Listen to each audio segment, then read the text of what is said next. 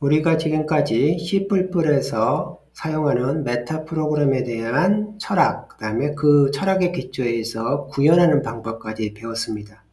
그래서 이번 시간에는 인테그럴 컨스턴스라는 타입 트레이스 구문입니다. 이 구현부가 기존에 있는 그 기본적인 철학을 지키고 있는지에 대한 내용을 알아볼 겁니다. 이 타입은 메타 프로그램에서 어떤 상수, 정수형 값을 얻어오는 용도로 사용되는 대표적인 타입 트레이스 구문입니다. 즉, 이 클래스로부터 상속받아서 다양한 형태의 메타 함수가 만들어지게 돼요. 따라서 이 녀석도 메타에 대한 기본적인 구현 방법을 따라야 됩니다. 그렇죠?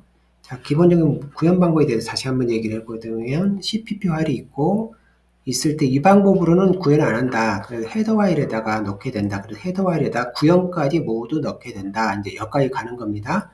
그래서 이렇게 해서 놓고 보니 CPP에 첨부하는 갈 때마다 구현부가 여러 개 만들어지더라. 그래서 ODR 문제가 발생을 하더라. 그래서 ODR 문제까지 완벽하게 해결을 하면 그 녀석은 메타 프로그램을 만드는데 완성된 형태다. 이렇게 만드는 것이 최종적인 메타 프로그램의 완성된 거다라고 얘기를 했습니다. 그래서 이번에도 동일한 개념을 가져와서 이 녀석 기본적으로 이 두 개를 해결하기 위해서는 변수에 대해서는 스태틱하고 인라인이 사용이 돼야 되고 그 다음에 멤버 함수에 대해서도 스태틱의 인라인이 돼야 되잖아요. 그래야 이 조건을 만족하게 되잖아요. 그 다음에 타입에 대해서는 타입 자체는 기본적으로 메타의 그 모든 문제를 해결하는 거라고 얘기를 했어요. 그 부분에 대해서도 다시 얘기를 해보도록 하겠습니다. 그래서 보면 일단 이 부분은 변수입니다. 변수를 선언하고 있는데 static inline에서도 인라인이 없잖아요. 그렇지만 const expl가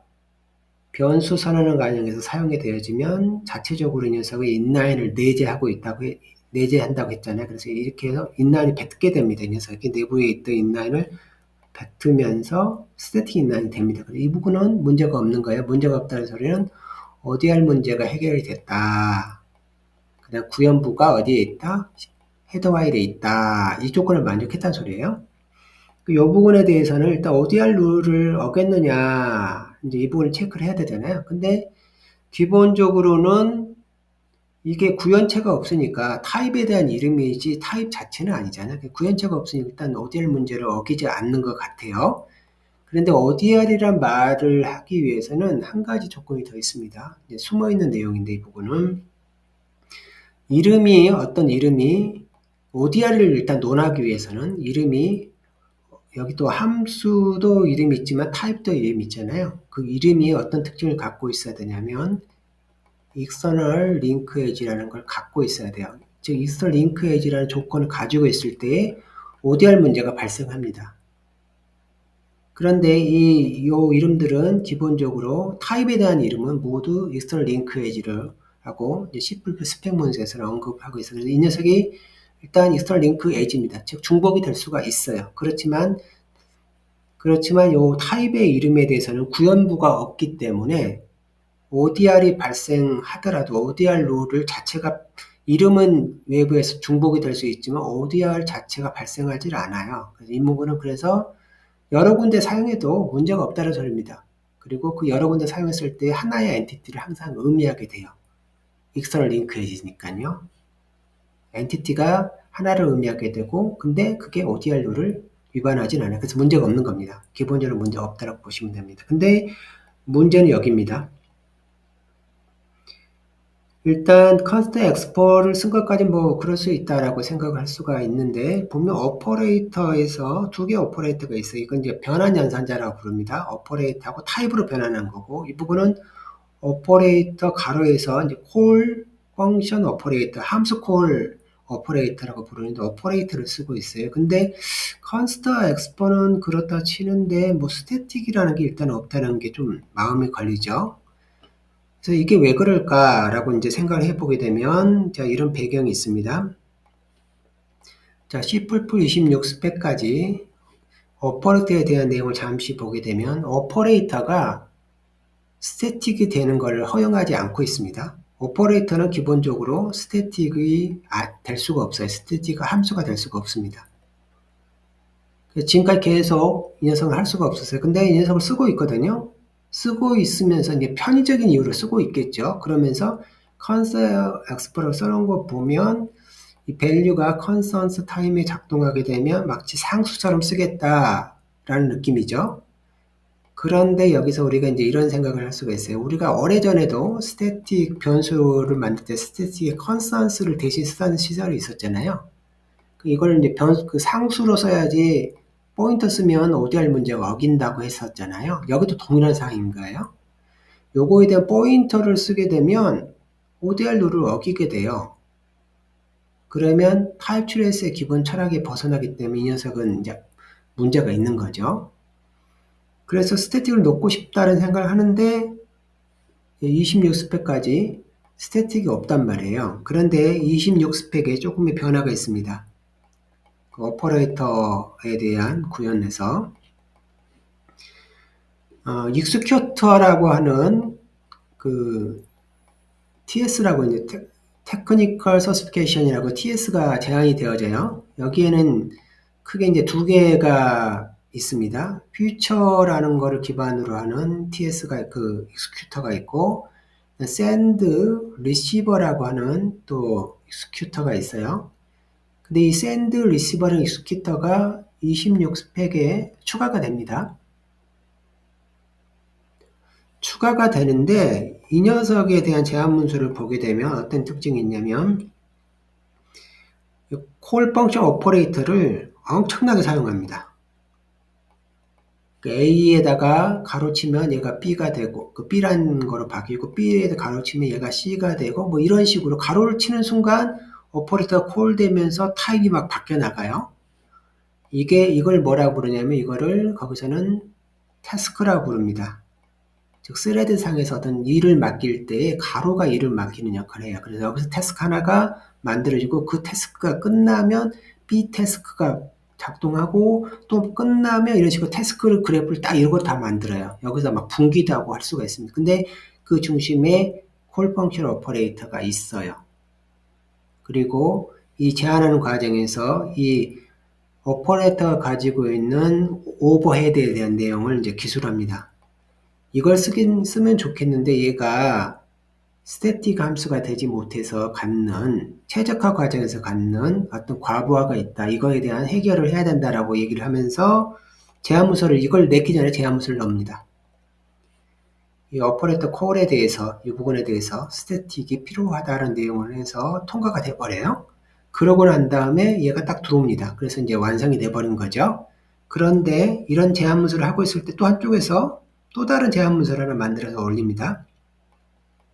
과거에 그 유명한 제한문서를 하나 가지고 오면서 걔를 첨부해서 새로운 제한문서를 추가해서 만들어요. 그 내용이 뭐냐면 C++에서는 역사적으로 콜하고 프라켄 연산자를 동일한 레벨에서 봐야 된다. 동일한 기능을 동일한 곳에 넣어야 된다라는 그 제한문서가 있습니다. 과거에. 그 제한문서를 가져와서 그 근거를 대면서 표준에서 가로에 대해서 스태틱을 허용을 했으니 브라켓에 대해서도 스태틱을 허용해 달라라고 해서 통과가 됩니다. 그래서 현 시점에 C++26 스펙에서 스태틱으로 만들 수 있는 오퍼레이터는 가로 연산자하고 이 브라켓 연산자가 가능합니다. 그래서 나중에 이 부분이 이제 좀 더 스태틱화 될 수 있는 시점에 오게 되면 여기다가 스태틱하고 인라인을 쓸 겁니다. 그렇지만 지금 현 시점에서는 스태틱 자체가 안 돼요.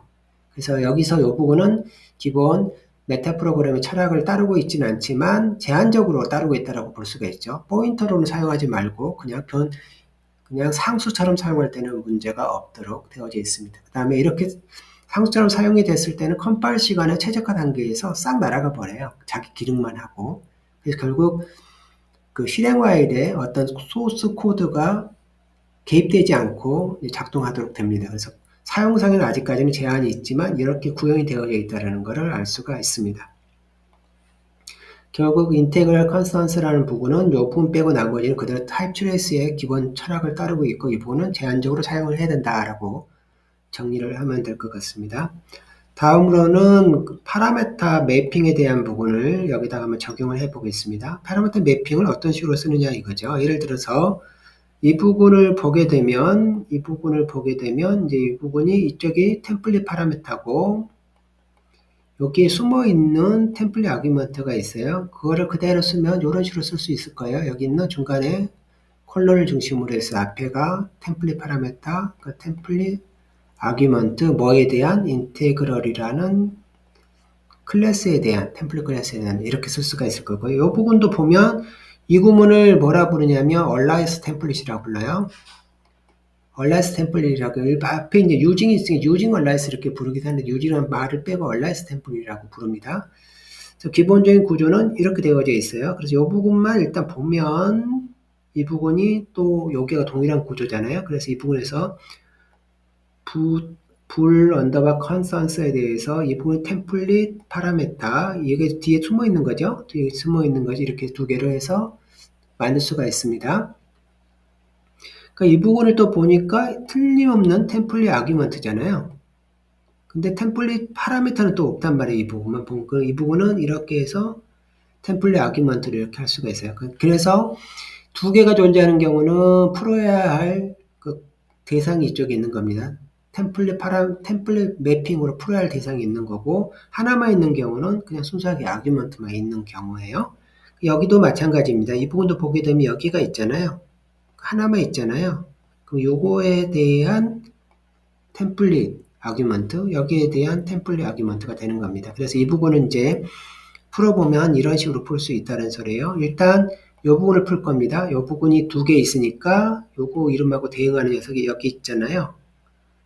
여기 동일한 이름이 있죠. 그래서 이 부분하고 관계를 통해서 이 두 개의 관계를 통해서 여기 있는 요거에 대한 값을 얻어낸다 이런 소리잖아요. t는 불이고 v는 b네요. 그래서 이제 계산해 보면 t는 불 타입으로 결정이 난 거고요. 그 다음에 v는 이제 b가 됩니다. b는 뭐예요? 여기에 템플릿 우리가 풀 숙제는 없어요. 이 두 개를 푸는 거지 b를 푸는 건 아니에요. 여기서 b를 풀려는 의도는 없어요. 왜냐면 풀 거는 이쪽만 풀면 되거든요. 그럼 b를 어디서 풀어야 되느냐? 이 b를 푸는 건 여기잖아요. 그래서 여기서 가서 풀라는 소리예요. 푸는 거 이쪽 걸 그 콜론이 있으면 이 안에 있는 걸 푸는 거거든요. 그래서 요 녀석하고 요 녀석 사이에서 하나를 풀 수가 있고 요 녀석하고 또 요 녀석 사이에서 하나를 풀 수가 있는 거예요. 그래서 여기가 풀게 되면 b는 뭐가 돼요? b는 true가 돼요. 여기는 b는 false가 되고요. 그 소리는 뭐냐면 이렇게 여기서 풀고 한번 풀고 그 대상을 여기서 풀었으니까 전체적으로 얘는 뭐냐면 요 녀석은 어떻게 된다는 소리냐면 인테그럴 컨스턴스의 불의 b는 뭐예요? true예요. 불의 true라는 것을 의미하게 됐고 이쪽은 여기는 t가 뭐냐면 불이고 b는 false예요. 그래서 인테그럴 컨스턴스의 불의 false예요. 이렇게 이제 푸는 겁니다. 자, 일단은 푸는 숙제는 기본적으로 어떻게 하냐면 여기 중심에 있는 콜론을 중심으로 해서 이렇게 풀어가는 거예요. 그래서 이 녀석을 어떻게 푸냐면 요거하고 동일한 이름의 하나만 있는 걸 찾아서 풀고 그 다음에 여기서 B를 또 풀어야 되면 B를 포함하고 여기서 풀고 또 이렇게 해서 이런 식으로 풀어가면서 뭘 하냐면 전체적인 의미를 이제 바라보게 되는 겁니다. 그래서 파라미터 매핑을 통해서도 이 부분을 이렇게 확인할 수 있는 겁니다. 그래서 파라미터 매핑이 이제 이런 식으로 사용을 해서 최종적으로 해석이 되는 겁니다.